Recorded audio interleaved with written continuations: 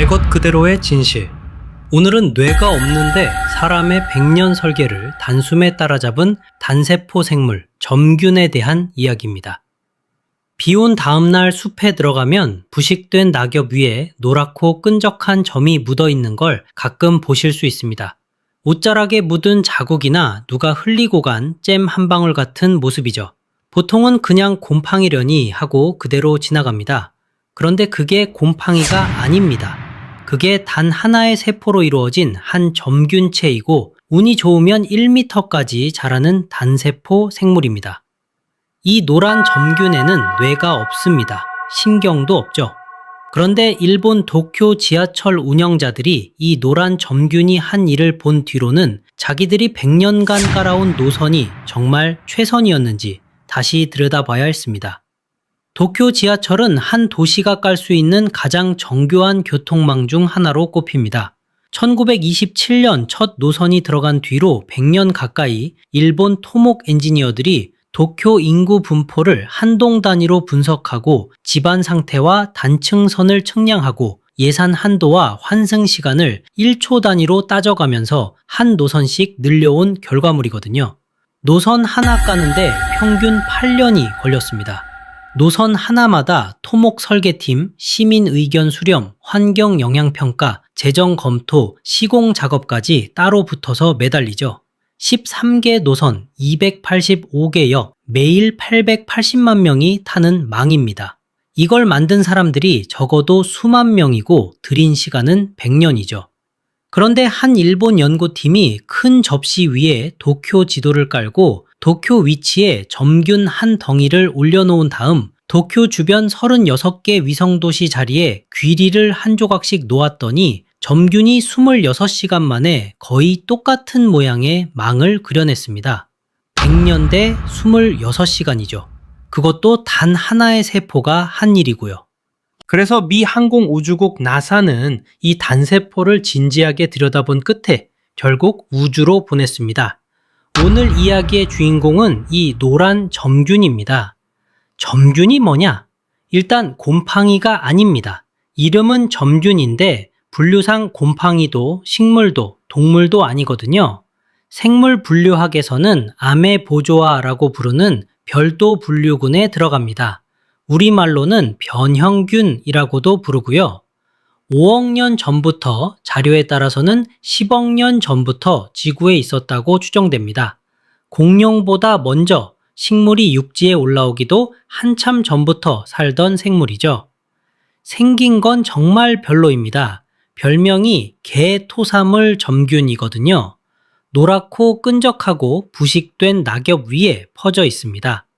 영어권에선 블롭이라고 부릅니다. 1958년에 개봉한 같은 이름의 옛날 공포영화 때문이죠. 그 영화에선 외계에서 떨어진 끈적한 덩어리가 사람을 잡아먹는데 실제 점균은 사람한테 무해합니다. 누구도 점균을 가까이서 보면 맛보고 싶은 생각이 들지는 않을 듯 싶은데 맛은 거의 느껴지지 않는다고 합니다. 이 생물의 가장 이상한 점은 1m까지 자라는데 그게 단 하나의 세포라는 겁니다. 우리 몸을 이루는 세포 한 개를 어마어마하게 부풀린다고 보시면 됩니다. 그렇다고 그냥 큰 세포 하나는 아니죠. 그 안에 핵이 수백만 개 들어있거든요. 보통 동물 세포는 한 개의 핵이 하나입니다. 점균은 그 규칙을 안 따르죠. 단 하나의 세포 안에 수백만 개 핵이 같이 사는 겁니다. 자, 그럼 진짜 흥미로운 부분으로 가봅니다. 뇌도 신경도 없는데 점균은 도대체 어떻게 그런 똑똑한 짓을 하는 걸까요? 답은 진화에 있습니다. 점균이 5억 년간 부식된 낙엽 위를 기어다니면서 한 일이 단 하나거든요. 흩어진 영양원에 가장 빠르고 가장 효율적으로 닿는 길을 찾는 것. 박테리아 한 무더기가 여기 있고 부패한 잎이 저쪽에 있고 다른 미생물 군락이 또 멀리 있는 환경에서 한정된 몸으로 그 모든 영양원을 동시에 챙기려면 답이 하나뿐입니다. 가장 짧고 가장 튼튼한 망을 짜는 것. 점균은 그걸 매일 합니다. 매일이 아니라 매 순간 합니다. 5억 년간 그렇게 살아남은 개체들의 후손이 지금 우리 눈앞에 있는 점균이죠. 점균이 영양원을 찾아가는 모습을 가까이서 보면 정말 정교합니다. 점균은 몸 가장자리에서 가는 가지를 사방으로 뻗습니다. 그리고 그 가지가 영양원에 닿으면 그쪽 가지는 굵어지고 자기 몸에 영양을 끌어옵니다. 영양원에 못 닿은 가지는 며칠 안에 알아서 사라지고요. 가능성 있는 길은 키우고 가망 없는 길은 회수하고, 이게 점균이 단 하나의 세포로 의사결정을 하는 방식입니다. 결정을 내리는 머리가 따로 없어도 자기 몸 전체가 동시다발로 시도하면서 답을 좁혀가는 거죠. 그러면 뇌가 없는데 어떻게 신호를 주고받느냐? 점균이 쓰는 도구는 두 가지입니다. 하나는 액체 흐름, 하나는 점액 자국이죠. 점균 몸 안에는 가느다란 관이 거미줄처럼 깔려 있는데 그 안에 액체가 양방향으로 펄스처럼 흐릅니다. 우리 근육이 수축할 때 쓰는 단백질하고 똑같은 단백질이 점균 안에서 그 펄스를 만들거든요. 영양원이 있는 쪽 관은 굵어지고 액체가 그쪽으로 더 많이 흐릅니다. 영양원이 없는 쪽 관은 가늘어지다가 사라지죠. 결정을 누가 내리는 게 아니라 액체 흐름 자체가 답을 찾아가는 겁니다. 점액 자국은 메모장 역할을 합니다. 점균이 지나간 자리에는 끈적헉한 흔적이 남거든요. 점균은 자기가 한번 가본 자리에 다시 안 갑니다. 점액이 깔려 있는 곳을 알아서 회피하죠. 우리가 지도에 다녀온 길을 펜으로 지우면서 새 길을 찾는 거랑 똑같습니다. 뇌 안에 기억을 저장하는 게 아니라 자기가 사는 환경 자체에 기억을 흩뿌리는 거죠. 관세포가 자기 몸 바깥에 메모장을 만들어 놓고 거기다 메모를 적는 셈입니다. 이제 본격적으로 도쿄 실험으로 들어가 봅니다. 2010년 1월 한 국제과학저널에 일본 홋카이도대 연구팀이 논문을 한 편 실었거든요. 무슨 내용이냐면 점균이 도시교통망을 사람보다 더 영리하게 짠다는 얘기였죠. 학계가 발칵 뒤집힌 논문이었습니다. 실험 세팅은 단순했습니다. 큰 접시에 도쿄 일대 지도를 깔고 도쿄 위치에 점균 한 덩이를 올려놓습니다. 그리고 도쿄 주변 36개 위성도시 자리에 귀리를 한 조각씩 놓아뒀습니다. 점균은 귀리를 좋아하거든요. 그러면 점균은 본능적으로 36개 영양원에 닿는 망을 짜기 시작합니다. 여기서 한 가지 더, 도쿄 일대엔 산도 있고 바다도 있죠. 점균이 그 위로 망을 깔면 안 되니까 산하고 바다 자리엔 빛을 비춥니다. 점균은 빛을 싫어하거든요. 빛이 강한 곳은 알아서 피해갑니다. 산이랑 바다는 점균이 알아서 우회한다는 거죠. 사람이 도시 짤 때 산과 바다 위로 노선을 못 가는 것과 똑같은 제약을 점균에게도 건 셈입니다. 이렇게 세팅을 해놓고 26시간을 기다렸습니다. 처음 몇 시간 동안 점균은 사방으로 가지를 뻗습니다. 가능한 모든 방향을 일단 더듬어 보는 거죠. 그리고 영양원에 닿은 가지는 살리고 못 닿은 가지는 회수합니다. 거기서 끝이 아닙니다. 영양원에 닿은 가지들 중에서도 더 효율적인 길과 덜 효율적인 길을 다시 골라내거든요. 시간이 지날수록 망은 점점 단순해집니다. 처음엔 거미줄처럼 빽빽했던 가지들이 26시간 뒤엔 가장 효율적인 핵심 노선만 남죠. 사람이 도시 노선을 깔 때 회의실에서 몇 달씩 토론하면서 후보 노선을 추려내는 작업을 점균은 자기 몸 자체로 자연스럽게 해내는 셈입니다. 결과를 봤더니 점균이 36개 도시를 이은 망이 도쿄 실제 지하철망과 거의 똑같았습니다. 연구진은 점균이 그린 망과 실제 도쿄 지하철망을 나란히 놓고 세 가지 잣대로 비교했거든요. 총 길이가 얼마나 효율적인지, 한 도시에서 다른 도시까지 평균 몇 정거장인지, 한 군데가 끊겼을 때 망이 얼마나 버티는지, 세 잣대 모두에서 점균이 사람 엔지니어와 비등하거나 일부 항목에서는 더 나았습니다. 100년 대 26시간이라는 시간 차이까지 생각하면 사실상 단세포가 사람을 한 수 능가한 거죠. 특히 흥미로운 건 우회로 부분입니다.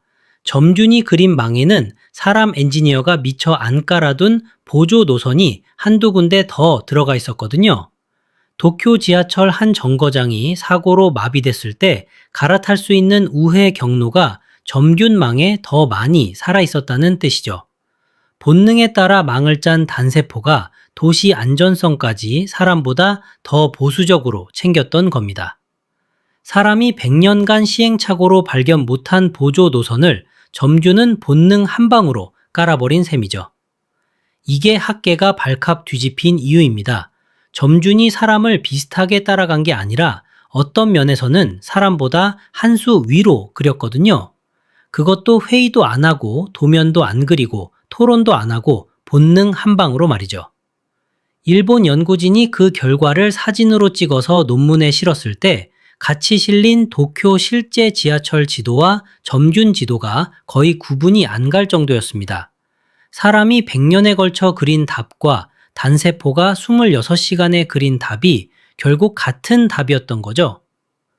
이걸 본 영국 한 대학 교수가 흥미롭게 봤습니다. 도쿄가 우연인지 아닌지 알고 싶었던 거죠. 그래서 그 교수는 영국 지도, 스페인 지도, 미국 지도, 캐나다 지도, 호주 지도, 브라질 지도, 독일 지도, 중국 지도 닥치는 대로 깔았습니다. 그리고 각 나라에서 인구가 많은 도시 자리에 귀리를 놓고 점균에게 풀게 했죠. 결과는 거의 다 비슷했습니다. 점균이 그린 망이 그 나라 실제 고속도로망과 닮았거든요. 특히 벨기에, 캐나다, 중국 고속도로망은 점균이랑 거의 똑같이 나왔습니다. 스페인 같은 경우는 점균이 사람보다 한 끗 더 잘 그렸고요. 우연이 아니었던 겁니다. 자, 그럼 나사가 왜 이 노란 점균을 우주에까지 보냈는지로 넘어가 보죠. 2021년 8월 유럽 우주국 ESA가 나사의 보급선에 점균 4덩이를 실어 국제 우주 정거장으로 올려보냈습니다. 프로젝트 이름이 그냥 블록이었죠. 박테리아도 있고 효모도 있고 다른 미생물도 많은데 왜 하필 점균이었느냐? 이유는 점균이 가진 두 가지 능력 때문입니다. 하나는 망을 짜는 능력, 하나는 자가 회복 능력이죠. 화성에 사람을 보내려면 몇 달이 걸리고 그 안에서 식물을 키우고 공기를 정화하고 물을 순환시켜야 하거든요. 그 시스템을 짤 때 가장 어려운 게 한정된 공간에 영양과 에너지를 효율적으로 분배하는 망을 까는 일입니다. 점균이 매일 하던 일이죠. 그리고 시스템 한 부분이 고장났을 때 다른 부분이 알아서 대신 메우는 능력도 점균의 본능이고요. 우주선 안에서 부품 하나가 망가졌다고 사람이 매번 고치러 갈 수는 없으니까요. 그래서 ESA의 질문은 단순했습니다. 무중력에서도 점균이 똑같이 망을 짜낼 수 있느냐? 가능하다면 그 알고리즘을 그대로 우주 농장이나 화성 거주지 설계에 가져다 쓸 수 있다. 그러니 일단 무중력에서 점균이 어떻게 행동하는지부터 보자는 거였죠. 실험은 7일간 진행됐습니다. 프랑스 우주비행사 토마 페스케가 직접 사진과 영상을 찍어가면서 점균을 관찰했고요. 결과는 ESA의 예상보다 훨씬 흥미로웠습니다. 지구의 점균은 부식된 낙엽 위, 즉 평면을 따라 좌우로만 퍼집니다. 가지를 옆으로 뻗는 것 외에는 할 수 있는 게 없으니까요. 그런데 무중력의 우주정거장에 들어간 점균은 완전히 다르게 행동했습니다. 위로도 뻗고 아래로도 뻗고 사방팔방으로 자기 몸을 흩뿌리면서 3차원으로 망을 짜기 시작한 거죠. 5억 년 동안 평면망만 짜오던 점균이 무중력에 풀어놓자마자 즉각 3차원 설계자로 변신했습니다.